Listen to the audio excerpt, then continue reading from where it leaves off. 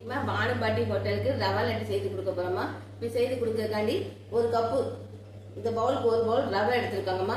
எடுத்து நான் இப்ப செய்ய போறோமா. இந்த ரவையை இப்ப வறுக்க போறோமா.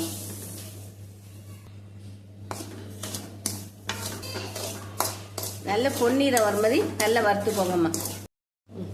இப்போ ரவை நல்லா வறுத்தாச்சுமா. இது கொஞ்சம் ஆற வச்சு மிக்சி ஜாரில் பாதி இதை அரைச்சிக்கிடுவோம்மா. பாதி அரைச்சி பாதி ரவையாக வச்சுக்கிடுவோம்மா. இப்போ ஜீனி எடுத்துருக்கோம்மா. அப்போ ஒரு பவுல் ரவை எடுத்தோம். இப்போ 3/4 பவுல் ஜீனி எடுத்துருக்கோம்மா.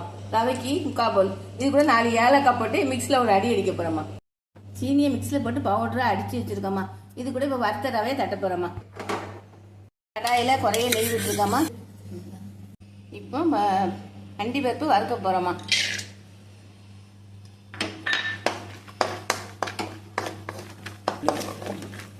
இது ஒரு வறுத்துட்டு ஒரு பாத்திரத்தில் அப்படியே மாற்றிட வேண்டியதாம்மா. மிச்ச நெய்யில் ரவையை போட்டு வறுத்துட வேண்டியதாம்மா. பாதி ரவையை மிக்ஸில் அடித்து வச்சுட்டோம்மா. அதையும் சேர்ந்து கலந்து ஒரு கலரு கலருங்கம்மா.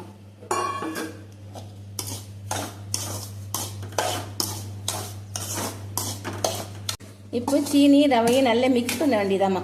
மிக்ஸ் பண்ணிட்டு வறுத்து வச்சிருக்க அண்டி பருப்பை போட்டு அண்டி பருப்பையும் போட்டு எல்லாத்தையும் ஒன்றா கிளறிட வேண்டியதாம்மா.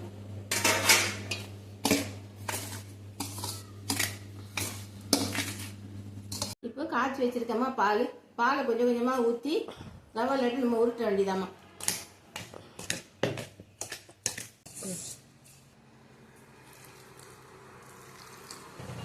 கூட கொஞ்சம் பால் விட்டு நல்லா கிளறுங்கம்மா. மொத்தமாக கிளறி பிடிக்க வேண்டியதாம்மா. ரவை லட்டு இப்போ 1 போல் ரெடி ஆகிட்டுமா. இப்போ 1 போல் பிடிக்க வேண்டியதாம்மா.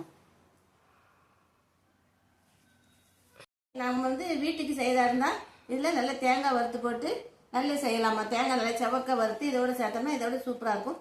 கடைக்கு செய்யறதுனால கடையில் இருந்துகிட்டே இருக்குங்கிறதுக்காக நான் தேங்காய் போடாமல் செய்தேம்மா. உருண்டை நல்லா ரெடி ஆகிட்டுமா. நல்ல ரவை உருண்டை நல்லா ரெடி ஆகிட்டு நல்லா டேஸ்ட்டாக இருக்குமா. மக்களே பார்த்து சப்ஸ்கிரைப் பண்ணுங்கள், லைக் பண்ணுங்கள், ஷேர் பண்ணுங்கம்மா. வேணா அந்த நம்பருக்கு மெசேஜ் அனுப்புங்கம்மா. நான் ரெடி பண்ணி உங்களுக்கு கொடுக்க வீட்டுக்கு தேங்காய் போட்டு திரும்பி நல்ல முறையில் பண்ணி கொடுப்போம்மா.